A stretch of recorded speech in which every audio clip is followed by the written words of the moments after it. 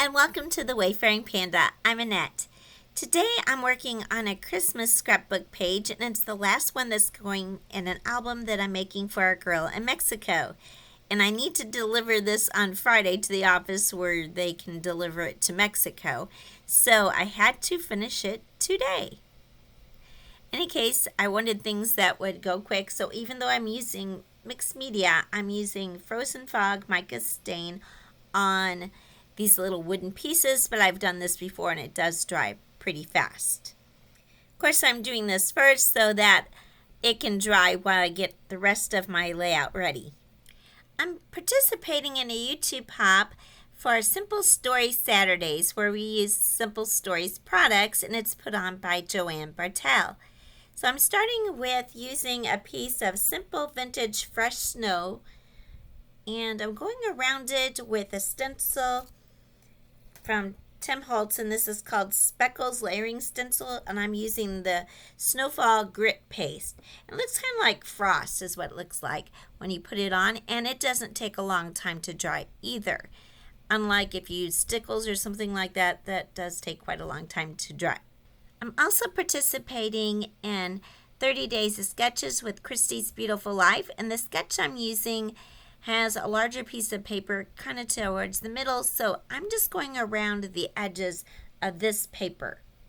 I put a larger amount of it up in the top left-hand corner because that's where there's not going to be as much decoration, and in the other areas I do a thinner strip of the frost because I don't want to waste my grit paste and put it where I'm going to be covering it up. You do want to wash off your stencil and workspace after you use anything like this because a lot of times it gets really hard and it's hard to get off your stencil or even your work surface if you don't wash it off right away.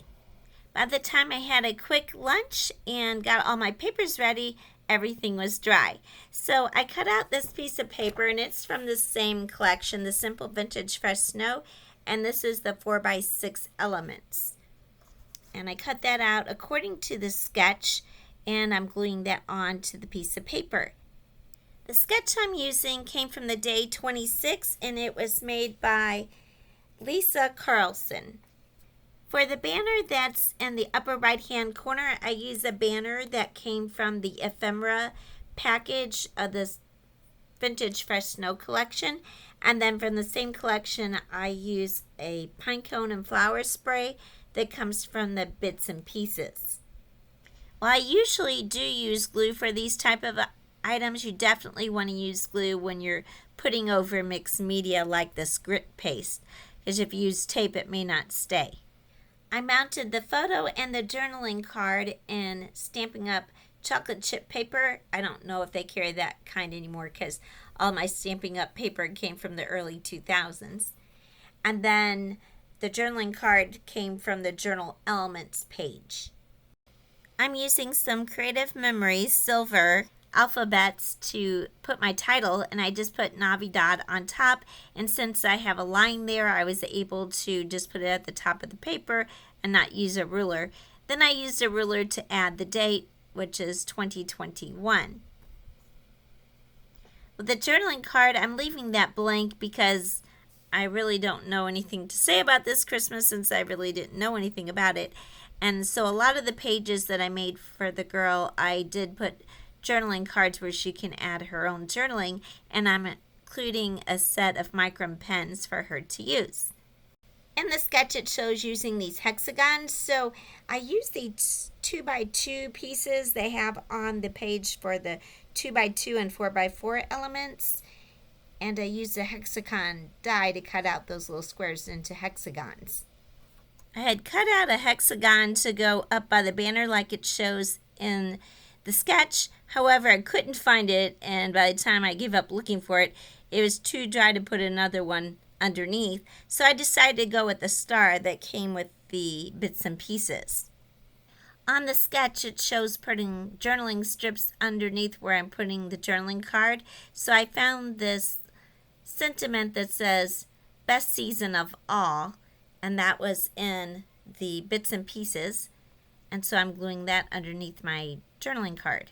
I picked out a lamp and a berry sprig from the bits and pieces, and I start laying those out as well as the hexagons to see where I want everything to go before I start gluing everything down.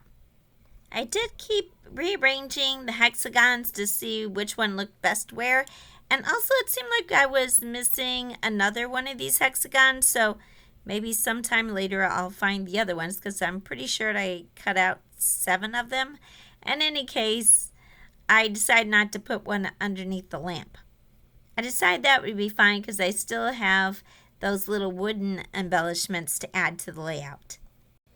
I used Nouveau Deluxe glue to attach almost everything to the layout, and the photo and the journaling card I used mounting squares to attach them to the cardstock, and then I used the same thing to attach them to my layout. You could also use double-sided adhesive tape. That's pretty much what mounting squares are, or sometimes they're called photo splits or photo squares. And I've always used those ever since I started scrapbooking in the 90s, so that's just what I'm used to doing. Now, if you were going to put this photo or a journaling card on top of where I had the grit paste, then you would want to use the glue. Then I arranged all my wooden pieces and glued them down with the Nouveau Deluxe glue. I did get enough coverage of the frozen fog on my wooden pieces for them to look silvery, but they still do show some of the wood, which I like that because of the wood elements in the layout as well as all the brown colors.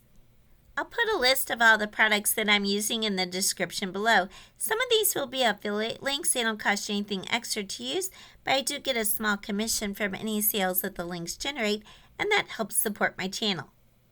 As I mentioned earlier, this is part of 30 Days of Sketches with Christy's Beautiful Life, as well as Simple Story Saturdays, and there is a playlist for both, so I'll put those in the description below. And the Simple Stories, I'll have a link at the end of this video on the ending page also. So you can hop along and get more ideas of using this sketch as well as the other sketches that are up there for the month, and ideas for using Simple Stories products. You can see how using a sketch and just using a little bit of mixed media and some pre-made things like the bits and pieces helps you to do a quick scrapbook layout, but I think it came out really pretty. As a final embellishment, I'm adding these glitter enamel dots from Simple Vintage Fresh Snow collection, and I really like these. I hope you can see how pretty they are on the video, but in person they're very beautiful. In any case, I like how the Simple Stories has their enamel dots in different sizes, so that makes it easy to spot around with different colors as well as different sizes. I want to thank you so much for watching. If you liked the video, please give it a like, and if you're not already a subscriber, I'd really appreciate if you can subscribe to my channel. Thank you, and have a wonderful day.